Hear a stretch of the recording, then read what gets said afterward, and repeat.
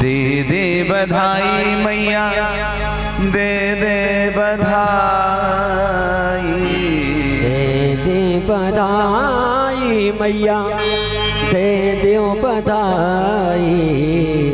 लल्ला की सुन के मैं आई यशोदा मैया, दे दो बधाई, दे दो बधाई।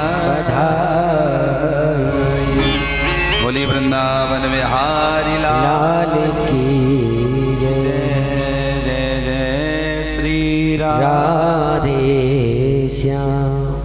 आज तो महाराज इतना धन लुटाया, इतनी बधाई लुटाई, आनंद आ गया सा कि नंद कछु इतनो जो दियो, घन श्याम कुबेरहु कीमती मोरी, देखत ही मोहे लुटाए दियो, न बची छचिया न बचिया पिछोरी।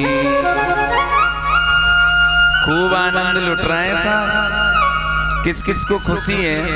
जिसको खुशी है जोर से बोलो राधे राधे, और जोर से बोलो ना राधे राधे। अब तो समय व्यतीत होने लगा साहब।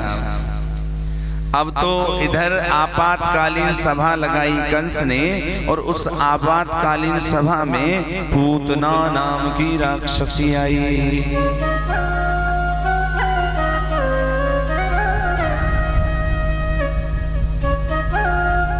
पूतना से कहा जाओ मेरे दुश्मन ने जन्म ले लिया है।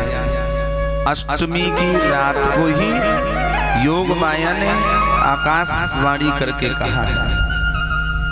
भगवान तब तक 7 दिन के हो पाए थे परीक्षित जी महाराज, 7 दिन के कन्हैया हो पाए थे, 7 दिन महाराज। 7 दिन के जब कन्हैया हुए, इधर कंस को बड़ा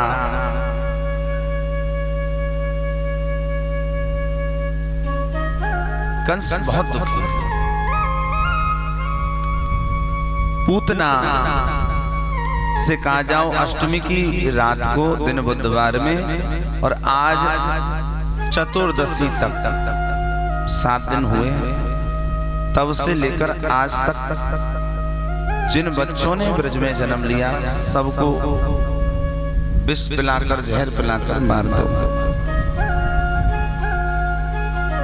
अब तो महाराज पूतना चली अपने स्तनों पर विष लगा करके बच्चों को मारने के लिए घूमा करती है। उसका काम ही छोटे छोटे बच्चों को मारना।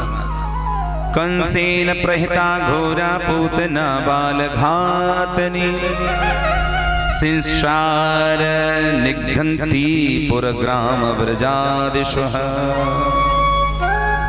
पूतना का है महाराज, मारती है बच्चों को, बाल हत्यारिन है पूतना। और महाराज पूतना लोक बालाग्नि, राक्षसी रुधिराशना। एक बात और पूछे महाराज, ये पूतना कौन है? ये पूतना पूर्व जन्म में कौन थी? ये पूतना है महाराज राजा बलि की पुत्री, जिसका नाम था रत्नमाला, जिसका नाम था रत्नमाला। पूतना अहो तो देवकी पुत्रा कंसेन बहुवो हता, एका वशिष्ठा वर्जा कन्या साप दिव्यम गता। इसका विवरण क्या है, ध्यान से श्रवण करिएगा। ये पूतना राजा बलि की पुत्री थी पूर्व जन्म में। जब वामन भगवान गए, बड़े सुंदर हैं, बोले इतना सुंदर बालक, यदि ये मेरा होता तो मैं इसे अपना स्तनपान कराती, इसे दूध पिलाती, अपना पुत्र मानती। भगवान ने कहा इसकी पुत्री के मन में मुझे पुत्र मानना है। बोले तथास्तु, एक समय में तेरा दूध पीऊंगा।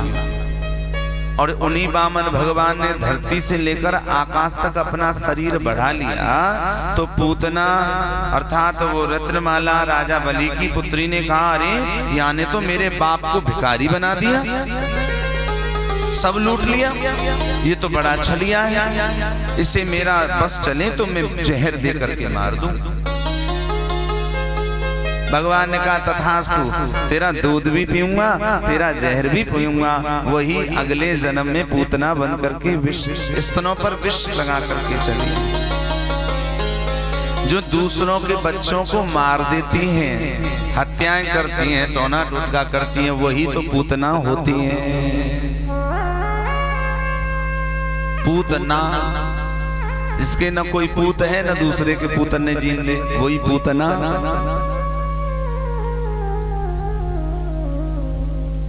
अब तो महाराज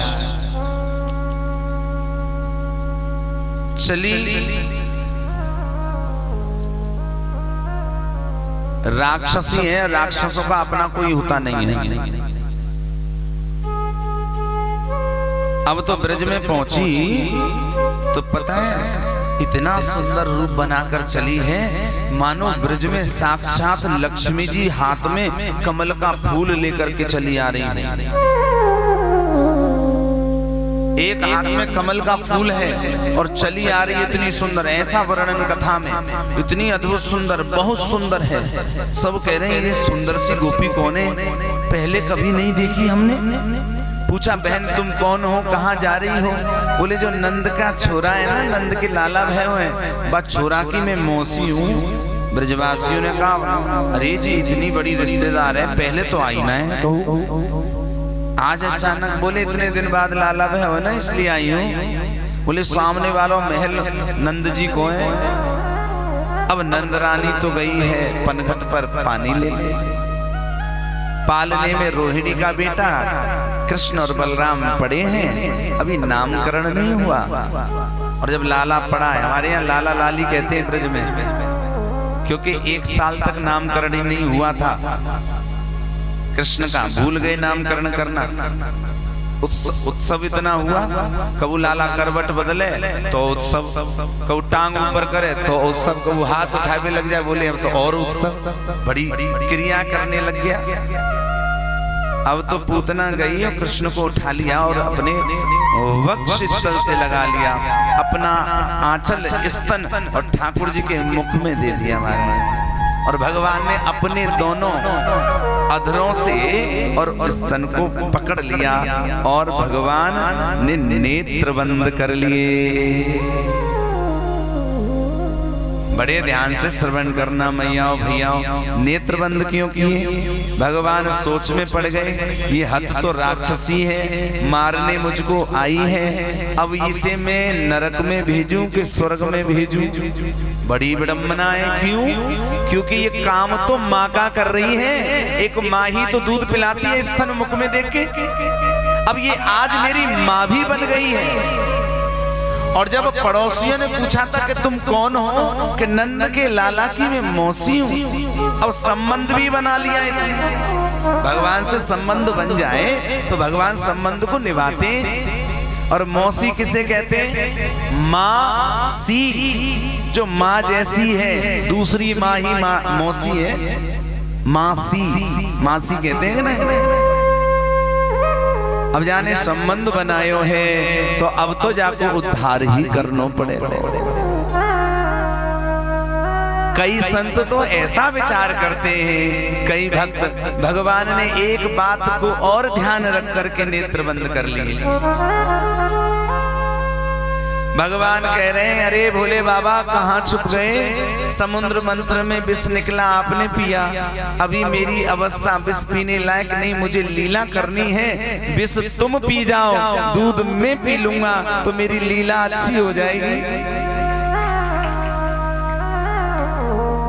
कई संत ये भी छोड़ो, कई संत भक्त तो एक और मत कहते हैं, भगवान ने नेत्र नहीं बंद किए, फिर ये जो नेत्र हैं पलकों ने अपने आप पलक मार ली, इन नेत्रों ने अपने आप को छुपा लिया पलकों के बीच में। क्यों? एक आंख में चंद्र का निवास है, एक में सूर्य का निवास है। तो आंखें कह रही हैं जे हमारे भगवान को जहर देने के लिए आइए ना, हम इसको नहीं देखना चाहते, इसलिए आंखें बंद हो गई। संतों के अनेकानेक मत हैं। भगवान ने क्या किया, पहले बड़े ढंग से, जैसे यशोदा का दूध पीते हैं ऐसे ही पहले महाराज विष पिया, फिर दूध पिया, और भगवान आनंद से पीने लगे। पूतना कहने लगी अरे ये तो मर ही नहीं रहा है, ये तो हंस हंस के दूध पी रहा है।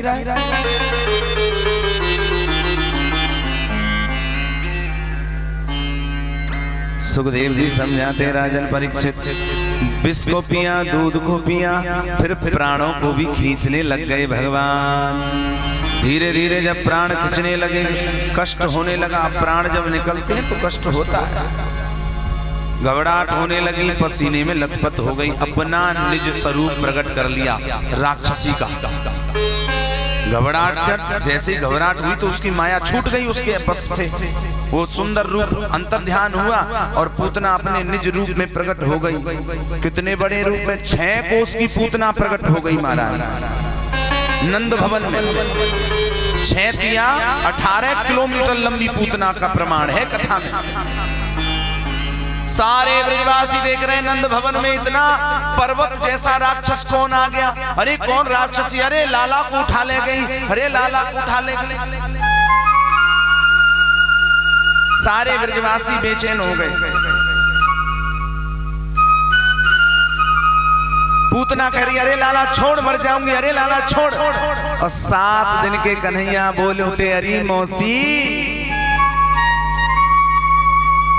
हम तो ब्रज के दुलारे हैं, अरे मौसी हमने तो पकड़वो सीखो छोड़वो हम पे नहीं आवे। जा जीव को एक बार मैं पकड़ लेता हूँ, उसे भव पार कर देता हूँ। भगवान ने इतना बोल करके और स्तन के मार्ग से उसके प्राणों को खींच लिया। पूतना एक जंगल पर जाकर गिर पड़ी।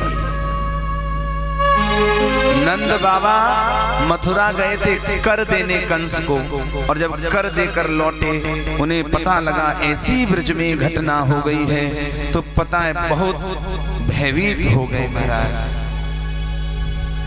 सारे ब्रजवासियों ने मिल करके पूतना की छाती से लाला को जैसे तैसे उतारा। आप जानते हो 18 किलोमीटर लंबी कितनी होगी पूतना। यहाँ पे अलीगढ़ कितना है? 23 है। अब 23 में से 5 उठाओ, इतनी लंबी पूतना 18 किलोमीटर लंबी। ये प्रमाण है, इसमें 6 कोस का प्रमाण है। 1 कोस में 3 किलोमीटर होते हैं, इसमें तो लिखा है 6 कोस। अब 1 कोस में 3 किलोमीटर, 18 किलोमीटर लंबी। कितने लंबे जंगल को भगवान ने पूतना को उसी जंगल पर गिरा जहां राक्षस आके छुपा करते थे। एक पंथ 2 काज करे, ऐसा प्रमाण, अद्भुत प्रमाण है साहब। महाराज इतनी बड़ी पूतना, तो फिर जाको दाह संस्कार कैसे भयो? सुनो साहब, बड़ा अद्भुत लिखा है इसमें कि दाह संस्कार कैसे हुआ।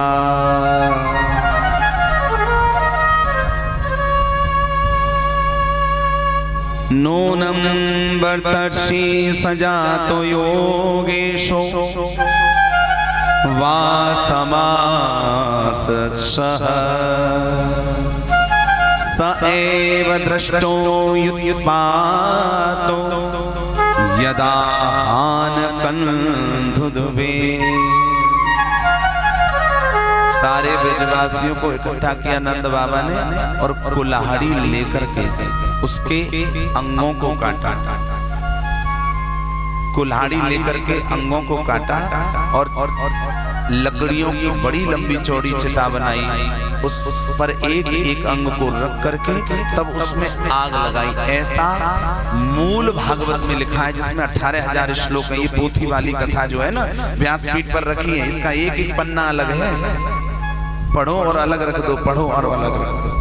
इस मूल कथा में कई वक्ता तो यहाँ तक कह देते हैं कि मूड गिरो मुरसान में और हाथ गए हाथरस में, कान गए कानपुर में।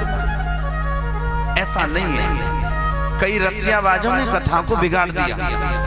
जो गीता प्रेस गोरखपुर की श्रीमद् भागवत महापुराण है मूल, जो श्लोक और अनुवाद दोनों हैं, वही यथार्थ कथा है, बाकी तो सब व्यथा है। बाकी तो सब व्यथा है।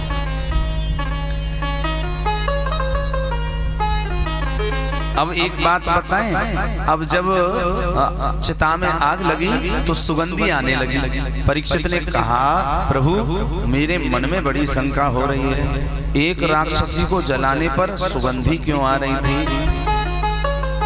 भगवान ने कहा, सुखदेव कहते हैं परीक्षित, जो भगवान का नाम लेकर के मरते हैं उनकी चिता से कभी भी बदबू नहीं आ सकती, गंध नहीं आ सकती। लेकिन केशव ने, माधव ने, गोविंद ने जिसका स्तन पान करके मुख लगाकर दूध पिया हो, वो नरक में जा सकती है। वो पवित्र आत्मा हो गई उसी समय जिस समय भगवान ने उसका स्तन अपने मुख में रखा।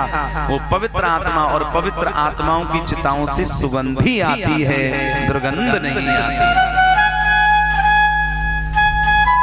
ये मेरा निजी अनुभव है।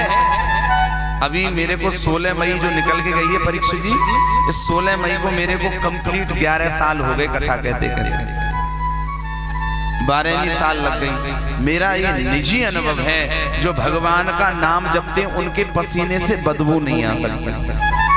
ये मेरे स्वयं का अनुभव है। और भगवान ऋषभदेव की कथा में भी लिखा है भागवत में, जिनकी जिह्वा पर अधिक जप होता है पूरे दिन में स्नान ध्यान करके, उसका रोम रोम पवित्र हो जाता है। और जो पापी होता है ना, उसकी चिता के पास आप ठहर नहीं सकते, इतनी बदबू आती है।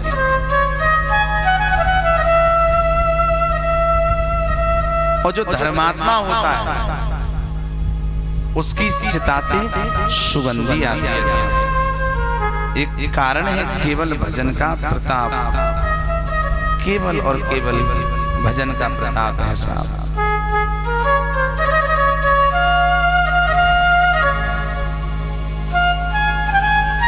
तो आज पूतना का वध किया, ब्रजवासियों को सुखी किया महाराज। ठाकुर जी की कृपा हम सब लोगों पर चल रही है महाराज। ठाकुर जी के चरणों में ही चारों धाम हैं। मुझे मिल गए चारों धाम किशोरी तेरे चरणन में, मुझे मिल गए